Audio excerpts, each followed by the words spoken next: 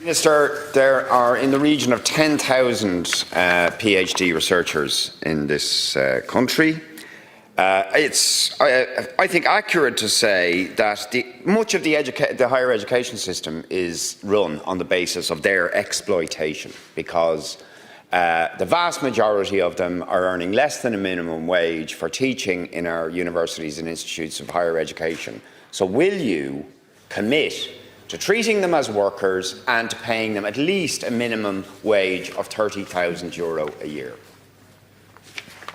Thank you, Deputy Minister. Thank you very much, Deputy. So under Budget 25, additional funding was announced for Research Ireland in order to increase its PhD stipend level to €25,000, representing an increase of 31% in just 2 years. And this announcement builds upon my department's consistent focus and progression on this issue. That came into effect from the 1st of January of this year. So given the significant growth in such a short space of time, I have no immediate plans to increase the figure further. So 25,000 was the ask very recently. It was a significant increase on what was there. And we've done that now. As of this year, we have reached that 25,000 figure for PhD stipends. My department has also implemented the recommendations of the independent review of state supports for PhD researchers for an optimum stipend level of €25,000. And that review exercise was actually the first time that PhD provision in Ireland was so comprehensively reviewed. For those PhD students in receipt of stipends from national competitive funding agencies, outside the remit of my department, the level of stipend awarded is at the discretion of each funder and its parent department. So put simply, those agencies under my remit and under my department and receiving funding from Research Ireland and so forth are providing the 25,000 stipend. There may be other funders outside the remit of my department which have their own arrangements, but certainly they're all encouraged to put at least to reach that threshold also. And then there are also institutional scholarship supports, sometimes provided by the higher education institution primarily, and of course there are some private sector sponsorships, etc. as well. So in terms of the higher education institutions, the universities, how they use and distribute their core funding is at their own discretion. They are autonomous institutions, and of course the private sector will have their own arrangements that they enter into with individuals freely. So there is a degree of discretion on those, but certainly for my part, those agencies that I fund, that I control, are required to meet the 25,000 stipend, and I understand that they are doing so. Deputy Boyd Barrett. Minister,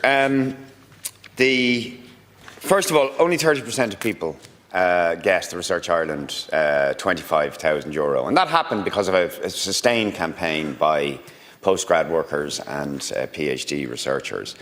But huge numbers don't get it. It should be a minimum requirement, and 25,000 is also, frankly, poverty wages. It's poverty wages, and they're a stipend, of course, so you don't get any of the normal benefits associated with working, even though they are workers. And in fact, one of their biggest demands, and I met with AMLE and the Postgrad Workers Association during the week, is to be treated as workers, as is the case in other countries. And I really would put it to you, this government often goes on about research and development, right?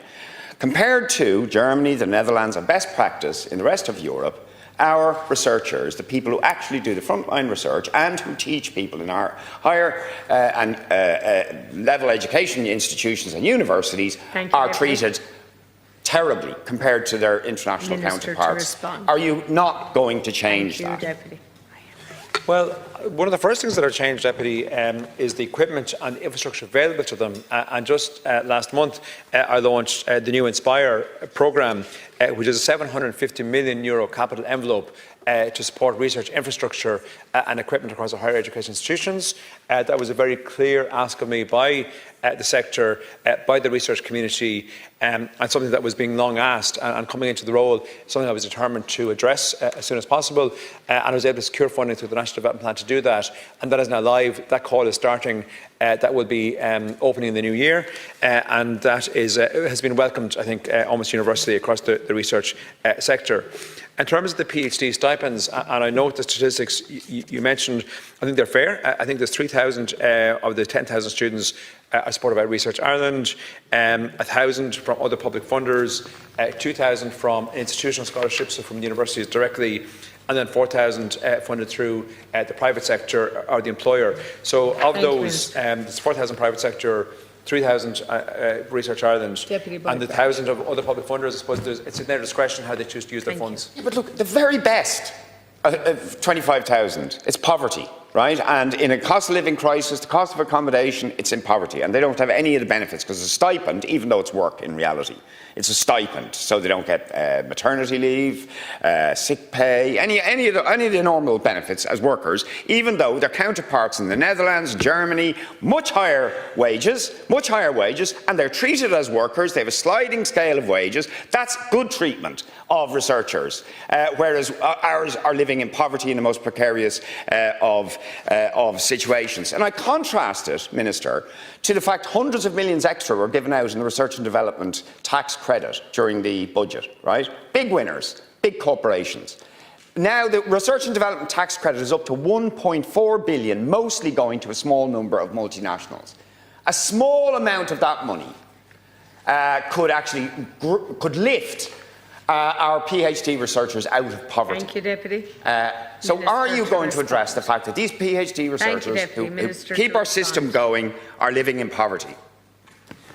Yeah, so just on the 35% tax credit, research development tax credit, I fully support that, and in fact I'd engage with Minister Donoghue at the time to seek that, because I think that is really impactful for the research and innovation and advanced knowledge industries, and that ultimately is what creates the resources, creates the jobs, creates the enterprise, indeed creates the tax intake that allows us to deliver the public good in other ways. And many of our PhD students may well aspire and may well indeed actually in actuality continue to work for those same institutions when they complete their education. I wouldn't make any assumptions as to the recipients of that funding, Deputy, because I worked in the sector previously before I was in political life, and there were a number of smaller institutions, including Indigenous ones, also availed those kind of supports. Just briefly on the stipend itself, my understanding is that the ask was 25,000. You mentioned a campaign.